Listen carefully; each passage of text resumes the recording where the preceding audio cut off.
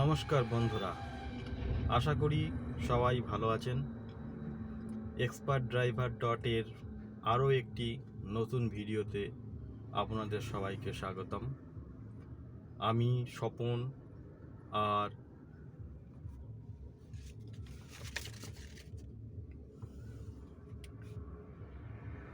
আজকে আমরা কথা বলতে যাচ্ছি কার ড্রাইভিং লেসন নিয়ে।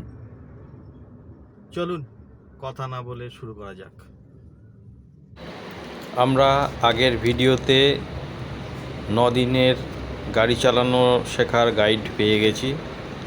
যারা এখনও দেখেননি ভিডিওটা, তারা আগের ভিডিওগুলো দেখে আসবেন, এলে আপনি একজন দক্ষ ড্রাইভার হতে পারেন। আজ আমরা 10ম দিনের গাড়ি চালানো শেখার গাইড নেব। অ্যাডভান্স ড্রাইভিং এবং আত্মবিশ্বাসের চূড়া। অভিনন্দন, আজ আপনার গাড়ি চালানো শেখার 10ম দিন। গত 9 দিনে আপনি clutch, brake, accelerator, gear shifting, steering control এবং বেসিক টার্নিং ও ট্রাফিকের নিয়মগুলি আয়ত্ত করেছেন। প্রথম দিকের সেই ভয় আর জড়তা এখন অনেকটাই কেটে যাওয়ার কথা। 10ম দিনটি অত্যন্ত গুরুত্বপূর্ণ। এটিকে বলা হয় graduation day of basic driving. আজ আমরা কেবল ফাঁকা মাঠে বা চেনা গলিতে গাড়ি ঘোরাবো না। আজ আমরা শিখব কিভাবে একজন প্রফেশনাল ও দায়িত্বশীল ড্রাইভারের মতো জটিল ট্রাফিক, হাইওয়ে, কঠিন পার্কিং এবং এমার্জেন্সি পরিস্থিতি সামাল দিতে হয়। এই বিস্তারিত গাইডে আমরা 10ম দিনের লেসনকে অত্যন্ত নিখুঁতভাবে আলোচনা করব, যাতে এটি আপনার অবচেতন মনে গেঁথে যায়।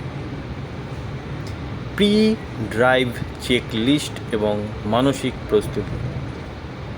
10ম দিনে এসে আপনার এই কাজগুলো একদম স্বয়ংক্রিয় বা ন্যাচারাল হয়ে যাওয়া উচিত। গাড়িতে বসার সাথে সাথে দ্রুত সম্পন্ন করতে হবে যেগুলি: টায়ার এবং চারপাশ পরিদর্শন। গাড়িতে ওঠার আগে একবার চারপাশ ঘুরে দেখে নিন টায়ারে হাওয়া ঠিক আছে কি না এবং গাড়ির নিচে কোনো বিড়াল বা অন্য কিছু বাধা আছে কি না। আসন সমন্বয়। আপনার উচ্চতা অনুযায়ী সিট এমনভাবে সেট করুন যাতে ক্লাচ পুরোটা চাপলে হাঁটু সামান্য বাঁকা থাকে।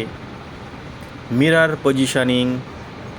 লুকিং মিরর, পেছনের পুরো কাঁচটি যেন স্পষ্ট দেখা যায়। সাইড মিরর, গাড়ির বডির মাত্র 10% দেখা যাবে, বাকি 90% থাকবে পেছনের রাস্তার ভিউ। সিট বেল্ট নিজে বাঁধুন এবং সহযাত্রীকেও বাঁধতে বলুন। No seat belt, no driving. 10ম দিনের মানসিকতা। আজকের মূল মন্ত্র হল প্রিডিক্টিভ ড্রাইভিং বা দূরদর্শী ড্রাইভিং। আপনি শুধু আপনার সামনের গাড়িটি দেখবেন না, বরং আপনার সামনের গাড়িটিও আগে কি ঘটছে সেটি খেয়াল করার চেষ্টা করবেন। ডিফেন্সিভ ড্রাইভিং কি এবং কেন প্রয়োজন? 10ম দিনে এসে আপনাকে সাধারণ ড্রাইভার থেকে ডিফেন্সিভ ড্রাইভার হতে হবে। ডিফেন্সিভ ড্রাইভিং মানে হলো রাস্তায় অন্য কেউ ভুল করলেও আপনি কিভাবে নিজের বুদ্ধিমত্তায় দুর্ঘটনা এড়িয়ে চলবেন। 3 সেকেন্ড রুল। 3 সেকেন্ড রুলটা কি? হাইওয়েতে বা জ্যামযুক্ত রাস্তায় সামনের গাড়ির থেকে কতটা দূরত্ব বজায় রাখবেন, এর সহজ হিসাব হলো 3 সেকেন্ডের নিয়ম। নিয়মটা কি? সামনের গাড়িটি রাস্তার পাশে কোনো একটি নির্দিষ্ট বস্তু, যেমন কোনো পোল বা গাছ অতিক্রম করার পর মনে মনে শুনুন 1001, 1002, 1003। যদি এই 1003 বলার আগেই আপনি সেই বস্তুটি পার হয়ে যান, তার মানে আপনি সামনের গাড়ির বড্ড কাছাকাছি আছেন। ব্রেক চেপে দূরত্ব বাড়ান। বৃষ্টি বা কুয়াশা থাকলে এটিকে 5 সেকেন্ড রুল বানিয়ে নিন।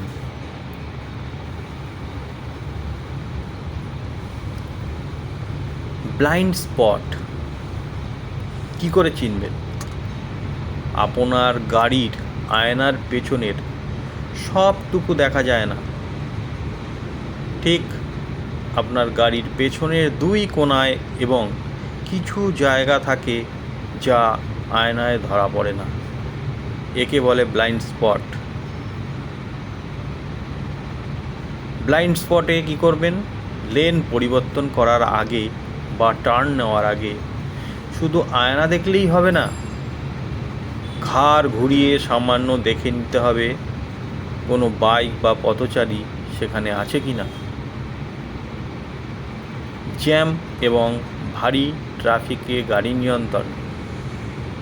বাংলাদেশের প্রেক্ষাপটে জ্যামে গাড়ি চালানো শেখাটা সবচেয়ে বড় পরীক্ষা। 10ম দিনে আপনাকে এই স্কিল পাকা করতে হবে।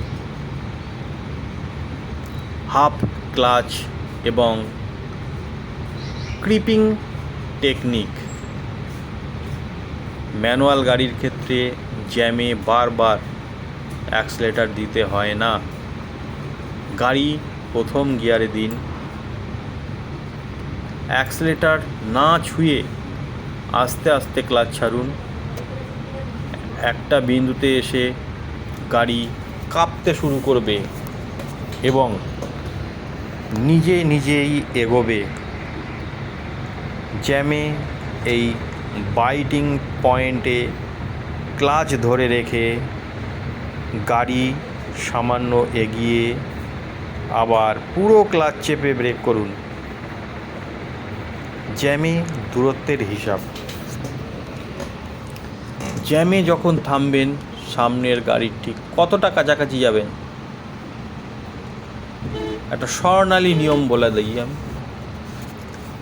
আপনার ড্রাইভিং সিট থেকে সামনের গাড়ির পেছনের 2টি চাকা এবং রাস্তার সংযোগস্থল স্পষ্ট দেখা যেতে হবে। যদি সামনের গাড়ির চাকা ঢাকা পড়ে যায়, বুঝবেন আপনি বেশি কাছে চলে গেছেন। এতে সামনের গাড়ি হঠাৎ পেছনে গড়ালে বা কোনো কারণে যদি কেউ ঠুকে দেয়, গাড়ি পেছন থেকে এগোলে আপনার গাড়িটা নষ্ট হয়ে যেতে পারে। বা গাড়িটা যদি আপনি বার করতে চান, আপনি গাড়ি কেটে বের করতে পারবেন না। হাইওয়ে ড্রাইভিংয়ের লেন পরিবর্তন। 10ম দিনে ট্রেনার আপনাকে ফাঁকা হাইওয়ে বা বড় রাস্তায় নিয়ে যাবেন। হাইওয়ের গতি এবং শহরের গতির মধ্যে আকাশ পাতাল তফাৎ। গিয়ার এবং গতির সমন্বয়। হাইওয়েতে স্মুথলি গিয়ার আপশিট করতে হবে। আরপিএম মিটারের দিকে নজর রাখুন।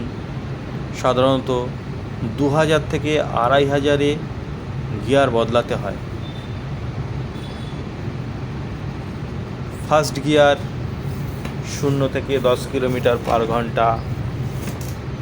গাড়ি স্টার্ট করে টানার জন্য তীব্র জ্যাম বা খাড়া পাহাড় যদি থাকে সেই জায়গায়।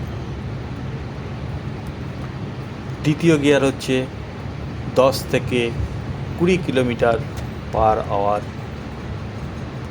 এটা কোন জায়গায় হবে? গলির মোড়, স্পিড ব্রেকার পার হওয়া এবং মাঝারি জ্যামের ক্ষেত্রে। 3 নম্বর গিয়ার আমরা কোথায় দেবো? 20 থেকে 30 কিলোমিটার পার আওয়ার শহরের সাধারণত রাস্তা বা স্বাভাবিক ট্রাফিকে। চতুর্থ গিয়ার কখন দেব? 30 থেকে 40 কিলোমিটার পার আওয়ার, যেটা ফাঁকা শহরের রাস্তা বা হাইওয়ে শুরুর গতি। আর পঞ্চম gear 50+ kilometre per hour highway বা এক্সপ্রেস ওয়েতে তোলা যেতে পারে। লেন পরিবর্তনের সঠিক নিয়ম। হাইওয়েতে হুট করে লেন বদলানো আত্মঘাতী। সবসময় MSM ফর্মুলা মানবেন। মিন মিরর। প্রথমে লুকিং মিরর ও সাইড মিররে দেখুন পেছনের লেনের অবস্থা কী। দ্বিতীয়ত সিগন্যাল।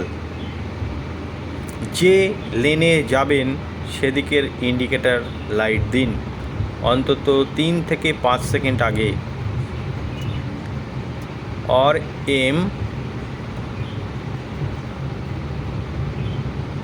ম্যানিএভার।